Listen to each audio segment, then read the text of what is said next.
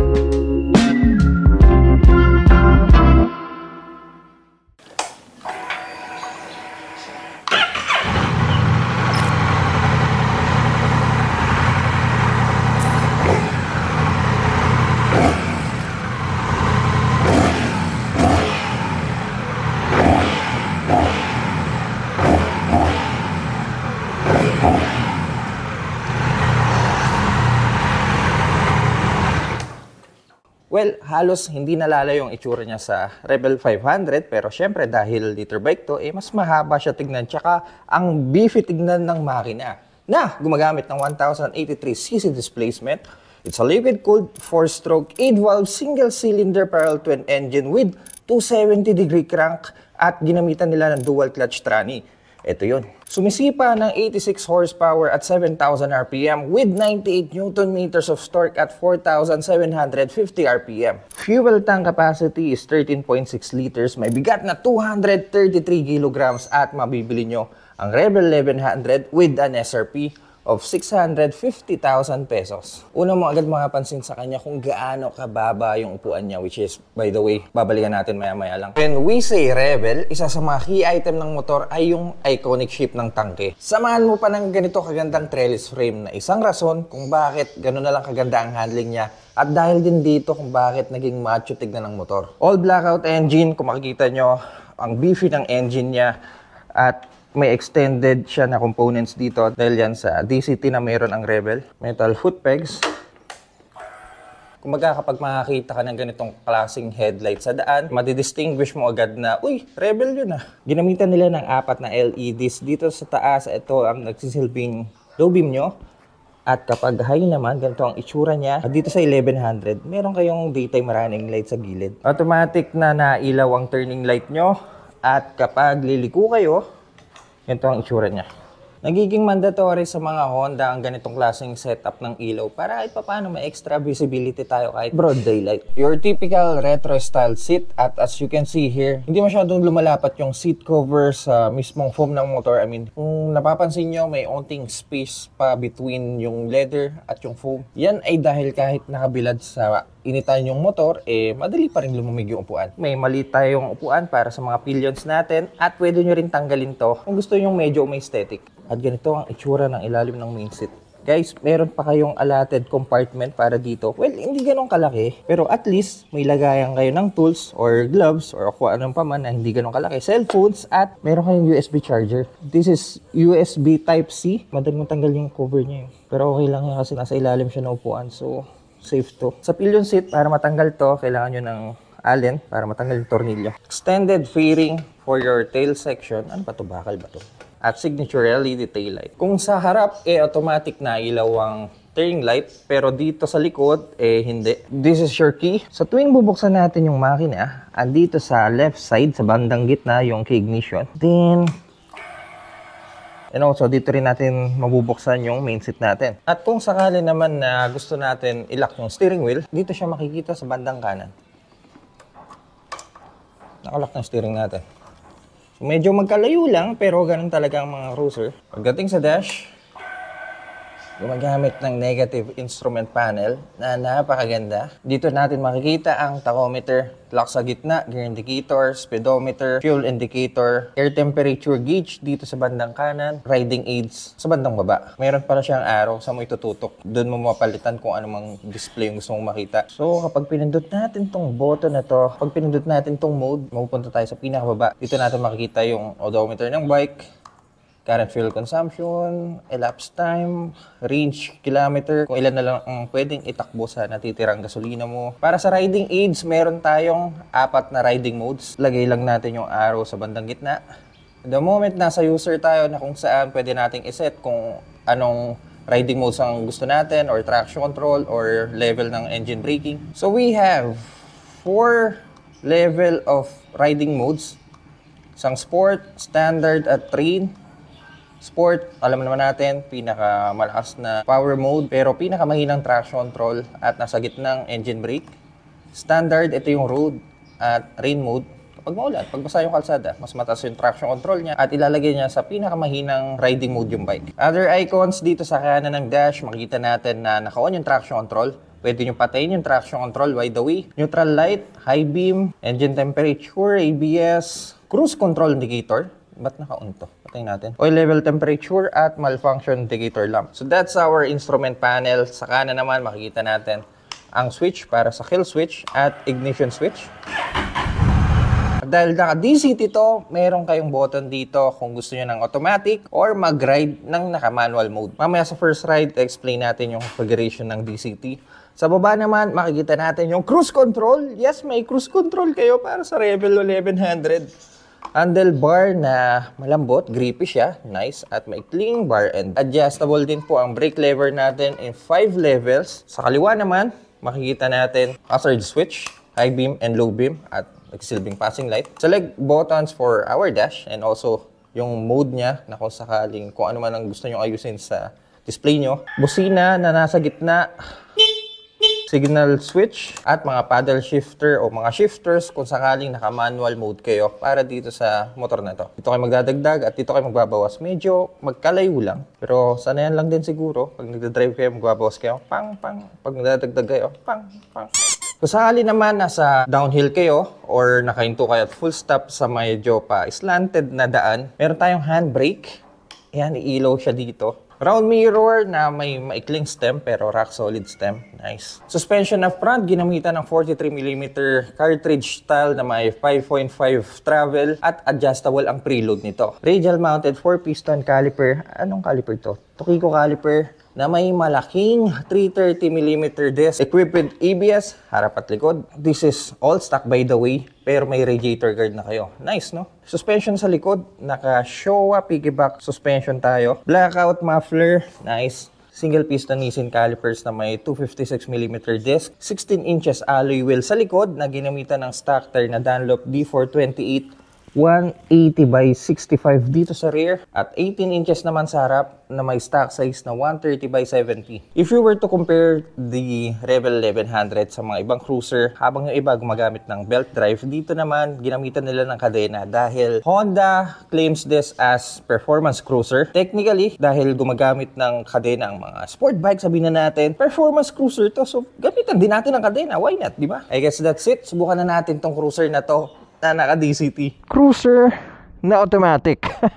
Alam niyo, ito yung nagpapa-special sa isang motor eh. Habang yung ibang brand halos pare-pares ng mga configuration, ng itsura, so on and so forth. Pero dito sa Rebel 1100, naka-DCT kayo. Single disc harap, pero okay lang naman yon dahil nasa cruiser bike naman tayo. Mahabang exhaust na naka-blackout style, nice. This is all stock, walang pinalitan dito. Okay, guys, unang upo.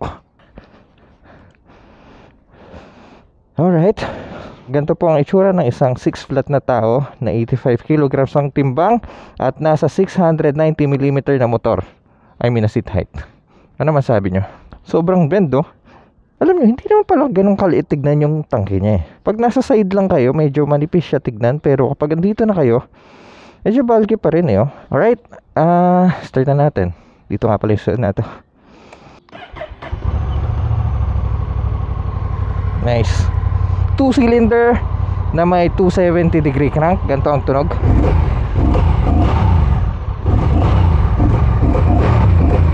riding modes, naka-standard tayo. Traction nasa gitna, engine brake nasa gitna rin. Actually halos lahat nasa gitna pag naka-standard mode kayo. Automatic tayo sa ngayon, hindi ako naka-manual. Mamaya na tayo mag-manual siguro sa daan. Meron pa bang dapat ayusin? Mirror. Tara na.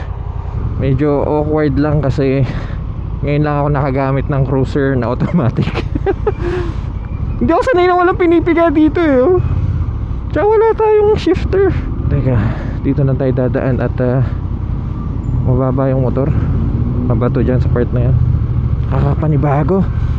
Nakakamiss tong may pinipiga dito Ergonomic natin dito sa Revel 1100. Actually, hindi pala masyadong pa-forward yung positioning ng paa natin. Sabihin na natin nasa level siya na kung saan typical riding position or positioning ng paa ng isang cruiser at ng Honda Rebel 500. Nasa gitna siya. Well, hindi naman masama yun para sa isang cruiser. Siguro yun lang talaga yung characteristic ng bike na to. Approaching ako slow down, napapaapak ako sa kaliwa. Wala pala tayong shifter. Kailangan pa nating masanay. So sa ngayon, naka-automatic mode tayo. Ito yung sinasabi ko sa inyo, yung DCT. Mabagal ako, 40 km. Nasa 4th gear siya. Kapag sobrang bagal pa natin, automatic din nagbababa yung gear. Yun standard handlebar feeling para sa akin at upright yung position ko. Higa tayo dito. Sabayan natin si kuya walang helmet. Bakit naman ganun kuya?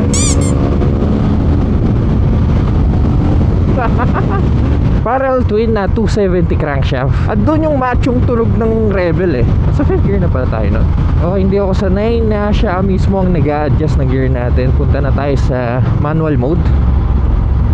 Makawala indicator na letter D dito sa dash. Bawas tayo ng gear na dito makikita sa left handlebar. Ito dapat yung busina pero anyway, 3rd gear, bawas tayo 2nd gear. Oh,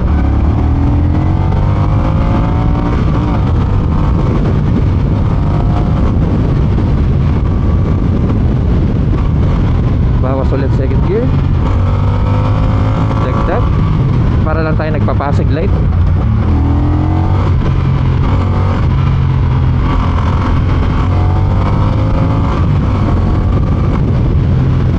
Hindi naman pala ganun kahirap yung adjustment para sa mga paddle shifters na. Kaya pitik-pitik lang kayo sa deliri nyo. Para lang kayo nagigitara. Mali.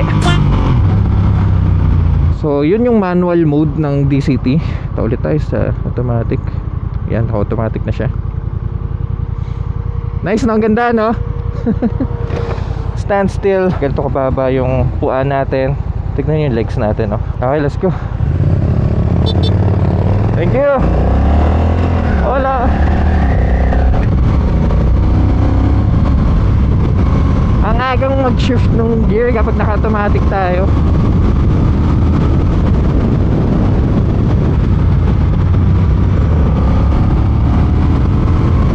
Sa ganito katirik na araw, okay lang para sa akin yung display niya, readable lahat. Pwede nyo palang i-adjust yung brightness ng bike. Hindi ko lang sa inyo napakita kanina.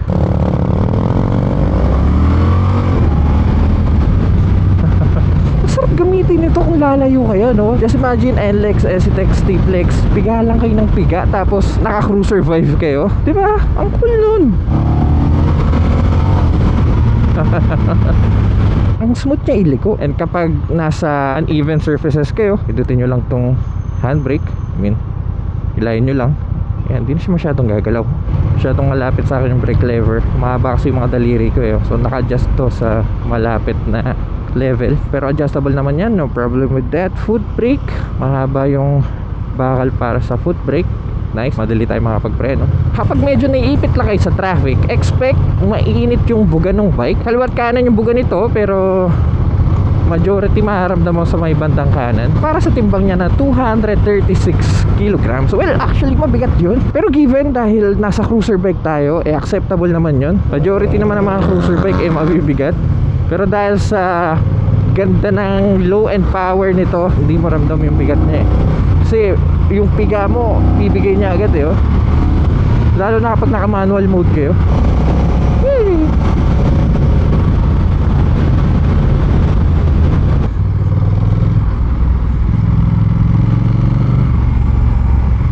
wait. Pwede ako magpalit ng gear kahit naka-drive mode ako, kahit di ako naka-manual. Third gear, fourth gear. Pwede kahit naka-automatic mode siya. Cruise control. Saan ka ba gagana? 60 km/h train natin. Set na siya. Relax ergo. Tapos naka-cruise control ka. I wish medyo pa-forward pa yung paa natin para sobrang relax talaga. Pwede yung patayin yung cruise control, either front brake kayo, piga kayo sa throttle, or mag foot brake kayo. Gagana kaya ito sa 50 km/h. Yes, gumana siya. Iba pa rin talaga yung feeling ng nalalaro mo yung gear mo.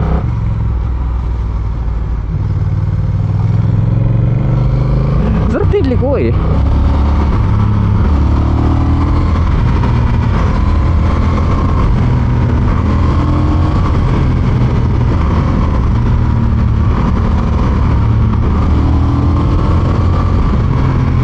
Medyo ma-vibrate siya sa may bandang foot peg, pero minimal sa handbrake. Paapak ko. For our fuel consumption, pumalo po tayo ng 19 km/l. Honestly, sapat na yon para sa displacement niya. 19 to 20 km/l para sa isang 1000cc, not bad. Pero dahil 13 liters lang ang fuel capacity nito, expect maiksi lang yung kilometro na itatakbo nyo. Pero ganoon pa man, para sa isang 1000cc, tipid naman yung bike eh. Nakaramdaman ko na naman yung init. Final verdict, gustong gusto ko yung itsura niya. Gusto ko yung itsura ng headlight niya, kakaiba. Yung shape ng tangke at biggest advantage para sa mga Revel, ang seat height nila. Dahil napakababa ng seat height ng mga Revel. Guys, 1000cc na to pero 690mm lang yung seat height. Kahit 5 flat ka pa, maning-mani sa'yo itong motor na to kasi madali mo mailalapat yung paa mo sa sahig kapag nag-alanganin ka or kapag sobrang traffic, nasa traffic light ka man, gusto mo mag-relax, lapat yung dalawang paa mo sa sahig. Walang problema dito sa seat height niya. Suspension dahil puro sementado yung nadaanan natin at maluwag, wala tayong masyadong mga bumps na nadaanan. Okay sa akin yung suspension niya. Ganun pa man, adjustable ang preload nito. So kung sakaling mabigat kayong tao, pwede yung i-adjust yun. Sobrang okay ng power delivery. Medyo pa-vibrate nga lang siya. Pero anyway, gusto ko yung hatak niya, power niya, yung grunt niya in low end hanggang mid-range, superb. Hindi para sa akin ang DCT, pero may mga certain na tao ang target market ng itong klaseng feature. Kumaga pag naiisip mo yung Rebel 1100, yung naka DCT, oo, diba? At ang pinaka winning factor para sa akin, yung presyo niya. 650,000 pesos na cruiser ka na galing sa reliable brand. Honda to. The only downside for me, kung gaano kaliit yung tangke niya. So far, yun lang naman. Wala na akong maisip na iba. Punta na tayo sa garahe para mapakilala ko sa inyo kung sino ang may-ari ng motor na to. Guys, I want you all to meet Brother Ton. Siya ang may-ari ng napakagandang motor na to. May I ask, bakit ito yung napili mo sa dami ng pagpipilian ngayon sa market? Kung makikita niya sa height ko na 5'1", abot na abot ko siya. Ayan, 5'1", abot na abot ko siya. Siyempre yung forma, napakaganda naman talaga. Wala siyang clutch, napakadali niyang gamitin. Parang naka-scooter ka lang talaga, which is yun lang, malaki lang yung dala mo. Pero pag tumatakbo ka, smooth, parang naka-scooter ka lang talaga. Nag-start ako sa Suzuki Hayate 125. And then nag-upgrade ako ng mas mataas ng konti, which is PCX 160. Tapos ito na. Ito ang unang big bike, first big mo? bike ko, yes. Tapos Rebel 1100 agad, what? Bago ka sa big bike, hindi mo tansyado yung bigat niya. So mahirap magmaneobra.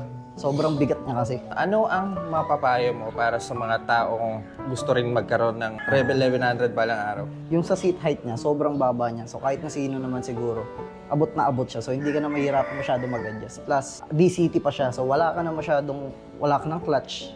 Automatic na siya, parang scooter lang talaga. Considering na 1.1 siya, sa 650,000, mura na siya eh. Sa fuel consumption niya, versus dun sa mga leader bike, mas tipid siya kumpara dun. Guys, siya nga pala.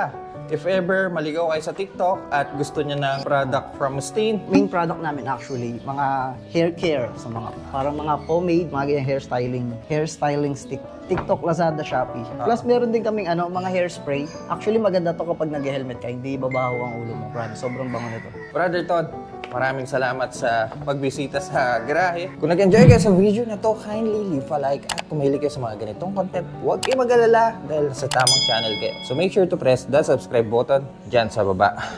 Kaya mga cutie pies, see you sa next content.